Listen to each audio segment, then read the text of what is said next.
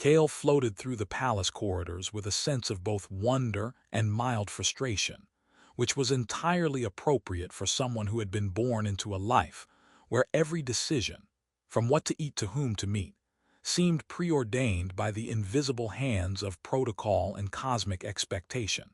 The palace itself orbited the gas giant Virenth, a swirling expanse of violet and emerald storms that illuminated the transparent walls of his crystalline home with shifting, kaleidoscopic light. Holographic projections of ancient monarchs flickered in the corners, nodding gravely or winking mischievously, depending on which AI-controlled servant had programmed them that morning. Kale suspected some of them had developed a sense of humor in his absence, because yesterday he had been greeted by an image of his great-grandmother tipping her spectral hat and whispering, "Don't trip over the quantum rug, darling." He groaned, brushing invisible dust off the floor. "Quantum rug or not, I will trip inevitably." His tutor, a pompous AI named Phylox, hovered beside him, projecting a holographic fan to maintain the proper regal atmosphere. "Trip, Kale. Unthinkable. Etiquette must be preserved even when gravity fluctuates." The AI swirled into an interpretive dance, a series of awkward pirouettes and angular gestures meant to demonstrate proper posture, leaving Kale wondering how anyone could take anything seriously in a palace where walls sometimes hummed with unregistered tunes from nearby nebula storms. Kale sighed. There were enough stars in the sky to fill the entire galaxy, yet none of them could offer the straightforward advice he so desperately sought. Whom to trust, whom to follow, whom to let into the chambers of his heart and mind. That was why he had requested the audience. The moment he had been told would define his future. The two siblings waited in the central atrium, their presences already exerting gravitational pull on him in ways Kale had never learned to measure. The first sibling, Lyria, entered with a grace that defied the palace's very physics. Her long ears swept back elegantly, catching stray light and refracting it like delicate crystal prisms. She smiled at him, a small quirk of the lips that suggested both mischief and warmth, and Kale felt the peculiar, insistent tug of attraction that was part human, part inexplicable cosmic resonance. "Ah, you must be the heir," she said, her voice light and melodic, carrying a cadence that made the words themselves seem to dance. "You look like someone who takes life far too seriously, or perhaps it's just the court uniforms." Kale tried to return her smile but found himself instead tripping slightly on the gravity-adjusted floor. This palace, it's tricky on the ankles." Lyria laughed, the sound ringing like wind chimes in a zero-gravity storm chamber. Her ears twitched in a rhythm that seemed almost alive, and she tilted her head. "You'll get used to it, or you'll fall spectacularly. Either way, entertainment is assured." Then came Scylla's, stepping into the atrium with quiet precision. He was striking, but in a far less obvious way. Plain-faced, almost severe, with eyes that measured Kale as if he were a complex equation rather than a person. His movements were deliberate, calculated, every gesture a demonstration of control. "Heir," he said, voice steady, "the galaxy does not favor the unprepared. One miscalculation and empires crumble. Strategy is everything." Kale's gaze flickered between them, amusement dancing in his chest despite the weight of the moment. On one side, laughter, warmth, unpredictability. On the other, intelligence, precision, power. He felt like an amateur acrobat stepping onto a cosmic tightrope, the void stretching beneath him, the stakes immeasurable. "Shall we test your reflexes?" Lyria asked, snapping her fingers. Instantly, a series of small floating orbs appeared, pulsing with light and wobbling like jellyfish. "Catch one," she challenged. "Or, if you prefer, let it zap you lightly. Safety is mostly optional." Kale lunged for an orb, misjudging the trajectory entirely, and sending it spiraling into a decorative hollow tree, which emitted a dramatic cry of distress. A pre-programmed feature, no doubt, to instill mild guilt. Lyria laughed, clapping her hands, ears twitching in amusement. Human reflexes, exquisite in their failure. Silas, meanwhile, leaned against the observation railing, arms crossed. "Hilarious," he said dryly. "If you intend to rule, I recommend less acrobatics and more consideration of orbital mechanics and resource allocation." He gestured toward a holographic star chart, the complex lines of planetary orbits and trade routes swirling in midair. "Every decision has consequence. Every delay, every whim of humor ripples across systems. One misstep and entire colonies suffer." Cale grinned, even as a bead of sweat ran down his temple. The absurdity of it all, gravity fluctuating floors, dancing tutors, talking trees and siblings who were simultaneously alien and familiar, made him dizzy, yet alive in a way he had not felt before. He realized that this choice, between joy and security, love and duty, was far more intricate than any strategy map could convey. And as Lyria floated toward him, teasing and Silas calculated silently, Cale understood the gravity of his destiny. He would have to navigate not only the politics of a kingdom, but the strange, unpredictable gravity of the heart itself. He chuckled at the thought, thinking, perhaps humor would save him from cosmic catastrophe, or at least keep him upright on the quantum rug. Cale awoke to the gentle hum of the palace's energy conduits, a sound that could have been mistaken for a lullaby if one ignored the occasional high-pitched squeak of the floating maintenance drones arguing about whose shift it was.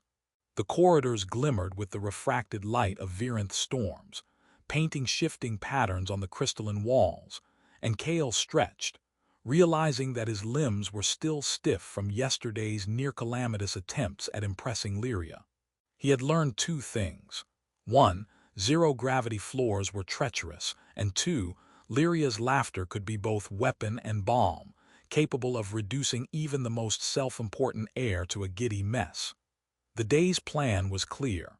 Spend time with both siblings to discern the substance behind their charms. Lyria was waiting in the zero-gravity gardens, a suspended forest of glowing alien flora that drifted lazily as if in slow-motion ballet.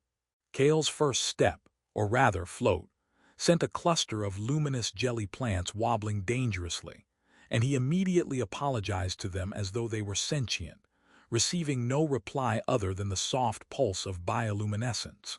"You're late," Lyria said, her ears twitching as she twisted midair, catching an orb of floating light between her fingers. "Though I must admit, your clumsiness has its own kind of charm."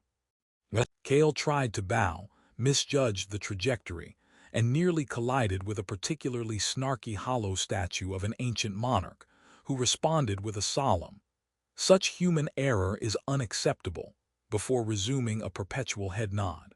"I swear these walls have a sense of irony," Cale muttered. "Or maybe just a sense of humor," Lyria countered, tossing the glowing orb to him. He fumbled, caught it finally, and it hummed pleasantly, as though congratulating him on surviving. "You need practice," she said, floating closer. "And perhaps a helmet for dignity. It seems to leak when you stumble." They spent hours weaving between floating gardens, the flora reacting to their presence by shifting colors, forming shapes, and sometimes letting out soft, musical chirps that Cale found oddly reassuring. They talked about everything and nothing, Lyria teasing him relentlessly about his human obsession with schedules, Cale responding with awkward jokes about alien fashion, which, unsurprisingly, were less funny than he imagined. And through it all, Cale felt warmth growing in his chest, a sense of unpredictability and joy that no strategy chart or imperial edict could provide. After a particularly chaotic tumble that ended with Cale wrapped in a tangle of glowing vines, Silas arrived with his usual calm efficiency. He moved through the gardens as if the plants themselves bowed in respect, his presence grounding in contrast to Lyria's chaotic energy. "We need to talk about more than floating flora," he said, eyes scanning the holographic interface projected from his wrist. "Trade routes, defense protocols, interstellar diplomacy. Humor has its place, but empire has a much larger one." Cale followed, stepping cautiously among the drifting plants, and found himself in the strategy chamber, where the walls became screens displaying a rotating map of the entire galaxy. Systems blinked in various colors: red for conflict zones, blue for trade hubs, green for stable colonies. Scylla's gestured at a cluster of blinking lights. Every choice you make as air ripples across these worlds. A misjudgment here could cost millions, and even laughter carries risk. Observe. As holographic battles played out in simulated time, Scylla's explained alliances, betrayals, and political maneuverings with a dry humor that was subtle enough to make Kale chuckle beneath his breath. Notice how the Purple Coalition underestimated the Emerald Fleet, Scylla said, and yet they insist on wearing ceremonial hats. Fashion, alas, does not protect planets. Kale laughed openly this time, realizing that even Scylla's precision and seriousness could not entirely resist humor. For the next several hours, Kale alternated between the siblings, drawn to both in ways that were contradictory and confounding. With Lyria, he felt alive, untethered, laughing at his own clumsiness and at the absurdities of palace life. With Scylla's, he felt intelligent, challenged, drawn into a dance of strategy that sharpened his mind and illuminated the responsibilities of leadership. Humor, it seemed, existed in both spheres. In Lyria's levity, in Scylla's subtle witticisms, a reminder that even power could have a human, or alien, face. As the day faded into the soft luminescence of Virenth's storms, Kale found himself perched on a balcony overlooking the swirling gas below, a rare moment of quiet. Lyria drifted up beside him, ears catching the starlight, and teased him about how he furrowed his brow even when looking at nothing. "Do you think you'll choose laughter or charts or both?" she asked, playful yet probing. From the shadows, Scylla's voice came, calm and deliberate. "The galaxy does not wait for indecision, but perhaps it enjoys the spectacle." Kale smiled, caught between the warmth of Lyria's presence and the gravitational pull of Scylla's intellect, realizing that his choice was not merely between love and power. It was between two visions of life, each compelling, each fraught with risk, each strangely infused with humor. And as the nebula swirled beneath him, he felt the first true weight of destiny, softened only by the laughter echoing in the corridors of the Crystal Palace. Kale stood in the observation hall, the vast expanse of the nebula storm sprawled before him like a living tapestry of color and motion, each swirl of gas and plasma reflecting the turmoil in his mind. The walls of the hall pulsed softly, synchronized with the storm outside, a heartbeat for the palace and, strangely, for Kale himself. He felt the weight of every choice he had made leading up to this moment, the teasing laughter of Lyria, the precise logic of Scylla's, the countless hours spent balancing joy and duty. The siblings awaited him, positioned like celestial anchors at either side of the hall, and he realized that this was the crucible in which his heart and mind would finally be tested. Lyria drifted forward first, ears catching the light in a dazzling prism, her grin mischievous yet knowing. "So," she said, voice airy, "are you going to make me wait for the rest of the galaxy to implode before you decide, or shall we speed this up?" She twirled, the motion causing the zero-gravity orbs in the hall to dance around her like obedient satellites. Kale tried to suppress a laugh but failed, the tension in his chest easing slightly. Humor, he thought, was a form of gravity in its own right, capable of keeping one tethered when all else seemed to spin uncontrollably. Scylla stepped forward, as composed as ever, eyes scanning Kale with the unflinching precision of a strategist calculating planetary orbits. "Every second of indecision costs more than amusement," he said, voice dry but not unkind. "Every choice carries consequence. Alliances will falter, empires will sway. But I suppose one could argue that laughter mitigates existential dread if only marginally." Kale chuckled, noting for the first time that Scylla's humor was subtle, almost imperceptible, yet effective, and it made the ordinary sibling feel less formidable, more human. Kale's gaze shifted between them, weighing laughter against logic, warmth against strategy. The choice had never been as simple as beauty versus plainness or love versus power. It was about the kind of life he wanted to live, the type of ruler he would become, and the kind of man he wished to be remembered as. He thought back to the zero-gravity gardens, where Lyria's laughter had lifted him, and to the strategy chamber, where Scylla's calculations had sharpened him. He realized that neither path was purely joy nor purely duty. They were both mixed, intertwined, and inseparable. "Lyria," he said finally, his voice steady, "you've shown me joy in a way I never knew I needed.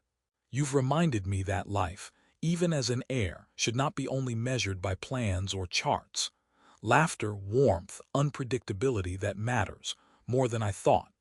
Lyria's eyes shone, her ears flicking in delight, and she floated closer, her presence radiating a comforting gravity. "And Scylla's," Cale continued, turning his attention to the other sibling, "you've taught me that duty and intellect shape reality in ways I cannot ignore. Power, strategy, foresight. These are the tools that ensure stability, and I understand now that they must coexist with the heart, not oppose it. You've made me see that leadership is not a matter of choice alone, but of balance." Scylla's lips twitched in a near smile, a rare concession to amusement, and Cale felt an unexpected kinship in that small gesture. Cale drew a deep breath, the swirling nebula casting streaks of violet and gold across his face. "I choose neither blindly," he said. "I choose to lead with both heart and mind, to embrace joy without neglecting responsibility, to seek love while honoring duty. I choose balance." The words resonated through the hall, and the palace seemed to pulse in response, as if acknowledging the equilibrium he had declared. Lyria floated forward, taking his hand with a mischievous grin. "Balance," she repeated, twirling the two of them in a playful zero-gravity spin. "I think the universe will like this choice, and frankly, so will I." Cale laughed, feeling the tension he had carried for months dissipate in a way that was at once exhilarating and grounding. Scylla's, meanwhile, stepped closer, eyes gleaming with approval. "It appears you are learning faster than expected," he said. "Perhaps laughter and calculation are not as incompatible as one might assume." He gestured toward the nebula outside, the storm's chaos now reflecting a harmony Cale had only just begun to understand.